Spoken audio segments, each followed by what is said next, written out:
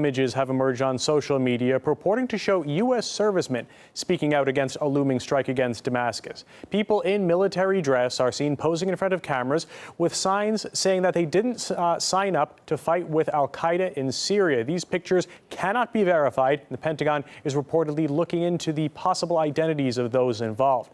For some perspective on that, I'm joined by Gordon Duff, a Marine Corps veteran and editor of the independent news website Veterans Today.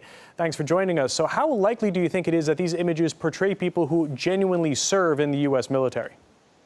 Well, since we have somewhere between, the polls estimate 50 to 70% of Americans are clearly opposed to operations against Syria, and members of the military particularly lost 5,000 killed fighting the same groups in Iraq that we're advocating that we support in Syria.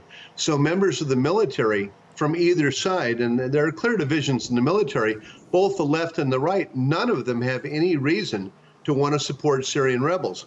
As for those people we're seeing, I have no more verification than you do. The uniforms and medals look legitimate. We hear a lot of feeling about this from the military, and there have been some very strong opinions from the chairman of the Joint Chiefs of Staff, General Martin Dempsey, that he is strongly opposed toward military action in Syria. As a former Marine yourself, can you gauge the mood for us about the military personnel and what they're saying about the potential intervention in Syria, if you have any sense of that? By this time, 13 years of war, people in the military have no faith in anything the government has to say at all. They're sick and tired of the war, and the government has no credibility with the rank and file in the military.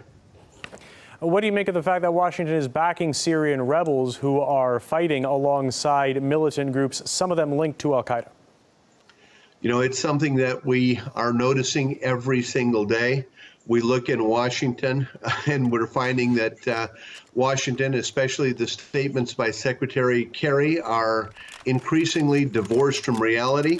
When we see the blood enemies of President Obama, and that's Senators McCain and Senators Graham, invited to the White House to visit a president that they have long criticized and even hate, we call this problem strange bedfellows, and this is what this has brought about.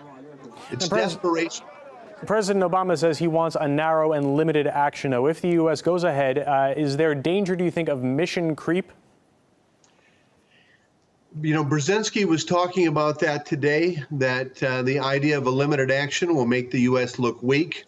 A major action will destabilize Afghanistan and put a jihadist, anti-American government in place. President Obama has gotten himself painted into a corner. There is no way out. Mission creep is in the cards, exactly as you predict. The U.S. is continuing to boost its military presence near Syria. Do you think that indicates that among lawmakers there may be a desire for an intervention? Well, among lawmakers in particular, Rand Paul, on the Republican side, a senator with tremendous backing in the Tea Party, has called the attack in Syria a false flag. On the Democratic side, Alan Grayson, highly influential and certainly a major player in the AIPAC lobby, has said exactly the same thing. Even Henry Waxman has come out. So the president's support on either side of the aisle is very weak. Gordon Duff, Marine Corps veteran, editor of the independent news website Veterans Today. Thanks for your time. You're welcome.